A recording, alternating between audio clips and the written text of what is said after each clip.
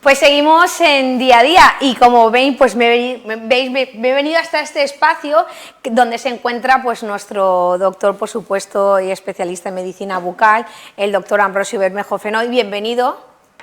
Un placer estar de nuevo con todos ustedes y contigo. Pues Ambrosio, yo creo que vamos a hablar de un tema que ya veníamos hablando anteriormente, que engloba lo que es la parte de las mandíbulas, músculos, huesos, pero mira, yo voy a coger asiento porque hoy vamos a hacer un programa aquí muy entretenido y además muy relajados, porque hoy hemos decidido estar sentaditos. Cuéntanos en este capítulo 129 que llevamos ya, ¿de qué vamos a hablar? Vamos a hablar de la musculatura que hace que la mandíbula se mueva, es decir, cuando hablamos, cuando masticamos, todo eso, esos movimientos se producen entre la mandíbula y el cráneo, ¿no? Vamos a hacer un pequeño resumen de lo que comentamos la vez anterior. Por ejemplo, hablábamos de las articulaciones. Y acuérdate de que hablábamos de unas articulaciones planas completamente, que es una superficie plana sobre otra que se deslizan y tienen poca movilidad de un solo eje de movimiento, que es la trocoide y el trocus, luego de dos ejes de movimiento, el encaje recíproco o la silla de montar, que era el enlace que se produce entre una silla de montar y el jinete, y te voy a poner un ejemplo, ¿no? Sí, un ejemplo. Entre el jinete, aquí, por ejemplo, tengo una silla de montar en pequeñito, que podemos observar bastante bien, ¿no? La silla de montar tiene una convexidad en un sentido y una concavidad en otro. Exacto. Entonces, encima que tiene un jinete, lo vamos a poner aquí. Exacto. ¿De acuerdo? Y mira fíjate que el jinete es exactamente, corresponde a la silla de montar, ¿de acuerdo? El jinete se puede caer de su montura, solamente puede moverse lateralmente o anteroposteriormente, pero no puede girar sobre sí mismo. Por lo tanto, la silla de montar es una articulación de dos ejes de movimiento, porque le falta el tercer eje. El jinete no puede girar sobre sí mismo. Exacto. Esto es interesante. Bueno, y la de tres ejes de movimiento, que es un cóndilo dentro de su cavidad, con poco movimiento en el eje vertical, y luego la esferoidal. La esferoidal es la que se produce entre la articulación coxofemoral, por ejemplo, que es la cabeza del fémur. El fémur con la cadera, ¿no? Con la cadera. Esa es una articulación de tipo esferoidal. Esto lo hablábamos en el capítulo anterior. En el capítulo anterior, sí. ¿No? Hablamos todos los tipos de articulaciones que existen. Exacto. ¿Para qué? Para referirnos a la articulación temporomandibular. Y decíamos que era una articulación muy especial. Es esta. Es la que se establece entre el hueso temporal arriba y el cóndilo, es una condilia. Pero lo que sucede es que en el centro, vamos a ver la siguiente imagen, en el centro tengo un disco, un menisco articular, como existe en la rodilla. En la rodilla también hay un menisco, que es el que se rompen los futbolistas. Exacto, y bastante habitual. Y que es frecuente. Pues ese disco no es hueso, es un disco deformable, de tejido fibroso.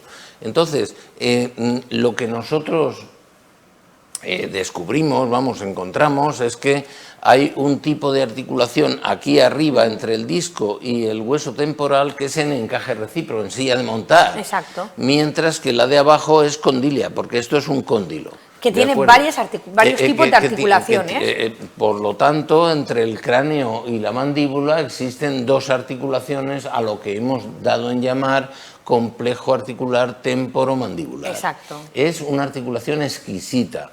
Es una articulación que no admite fuerzas, que pasen fuerzas a través de ella. Y aquí están reflejados tres artículos que considero los más importantes del 87, fíjate. Fíjate, ya ha llovido, ¿eh? Del 92. Del 92 y muy reciente, 2002. Sí. Todo esto se compendia en un libro de relativamente reciente publicación, que es el Manfredini. En este libro, el primer capítulo lo escribo yo y trato sobre todo esto, un compendio. Este libro es de hace poco más de 10 años. Es decir, que quien quiera ampliar información podemos ir a esta bibliografía a ampliar información. Entonces, aquí demostramos que no existe una sola articulación a cada lado, una derecha y otra izquierda. No, esto es falso. Existen dos a la derecha y dos a la izquierda. Exacto. Y a eso llamamos complejo articular temporomandibular derecho y complejo articular temporomandibular izquierdo. Es una articulación que no admite fuerzas, no admite que pasen fuerzas, muy poquitas fuerzas, luego lo veremos. Y además tiene la mandíbula, todos sabemos que tiene una serie de movimientos como abrir y cerrar, adelantar hacia adelante, para cortar un hilo o para morder una manzana, y esos movimientos se producen porque aquí en la articulación temporomandibular tengo dos articulaciones. Si no, no podríamos hacer el delante, claro, atrás. Si es imposible, no podríamos hacerlo bajo ningún concepto. En la siguiente imagen podemos ver los dos cascanueces. Este cascanuece de aquí solo tiene un eje de movimiento, por lo tanto este miembro solo se puede mover en un sentido. Si yo necesito que el miembro inferior adelante, como yo hago con la mandíbula, necesito dos articulaciones. Una arriba y otra abajo. Ahí se ve perfectamente. Sí, lo que pasa, claro, sí, esto está claro. Si yo tengo... Bueno, y ahí mejor todavía. Un cascanueces que tiene una sola articulación, solo puedo hacer este movimiento. Arriba y abajo. No puedo hacer otro. Cerrar. Mientras que si tengo dos articulaciones, sí que puedo abrir y cerrar y adelantar. Lo que pasa es que esas articulaciones son muy especiales, aquí las tengo, porque el problema que tengo es que el disco articular es muy pequeñito. Aquí, nada, mide pues poco más de 1 centímetro. Pero a ver, mira, ahí lo podemos ver en pantalla. Aquí lo podemos ver. Ahí se puede ver perfectamente. Lo que pasa es que en esta maqueta yo he multiplicado por 7 veces ese disco y entonces lo tengo a mayor aumento para poderlo observar, donde está claramente la articulación inferior, que es una condilla, el cóndilo mandibular también a gran aumento. A gran aumento. Y arriba el jinete, que sería pues el tubérculo articular del hueso temporal, que es un encaje recíproco. Y la naturaleza lo ha resuelto así de una forma genial y espectacular. Entonces, ¿qué es lo que hace que nosotros podamos movernos? ¿Qué es lo que hace que nosotros podamos realizar esos movimientos de apertura y cierre, adelantamiento y lateralidad? Pues los músculos mandibulares. Se llaman, en todos los libros se llaman músculos masticadores, pero yo prefiero llamarles músculos mandibulares. Porque tienen más función que solo masticar, ¿no? Exacto. Por ejemplo, hablar. Fíjate qué hacemos nosotros todo el día, hablamos. Y cuando hablamos movemos la mandíbula hacia los lados, hacia arriba y hacia abajo, hacia adelante. Pero es que hablamos todo el día. ¿Son los músculos que más se ejercitan? Seguramente sí.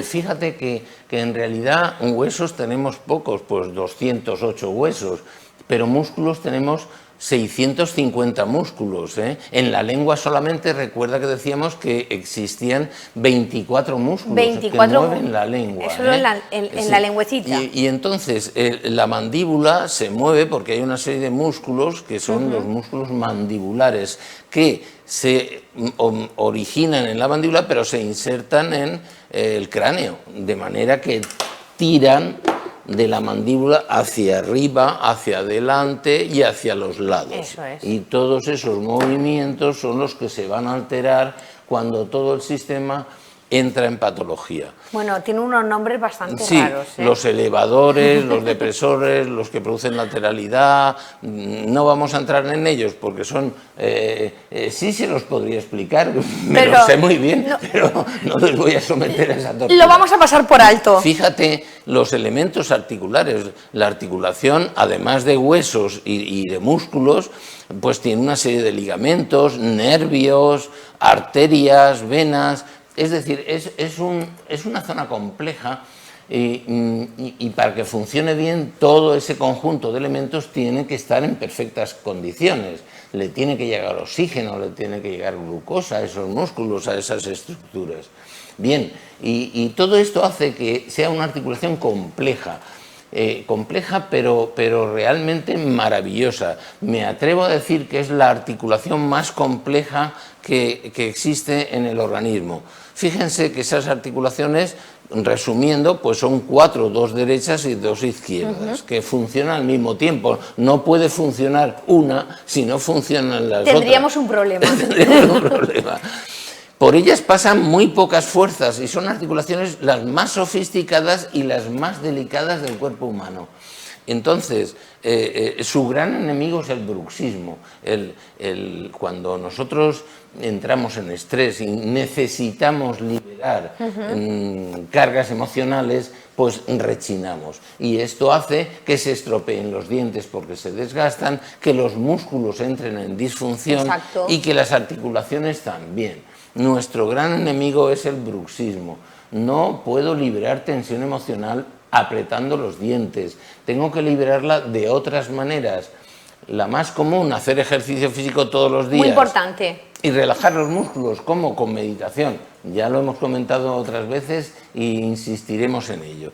De manera que durante 200.000 años, desde que empezamos a hablar, nuestras articulaciones temporomandibulares se han ido remodelando por el lenguaje hablado. Ahí lo tenemos. Y comemos alimentos muy blandos y hablamos mucho. Miren, 16.000 palabras al día. Y en cambio la mandíbula realiza 900 movimientos cada hora al masticar. Por lo tanto, 16.000 palabras. ¿Y quién dirías tú, Miriam, que habla más, la mujer o el hombre? La mujer.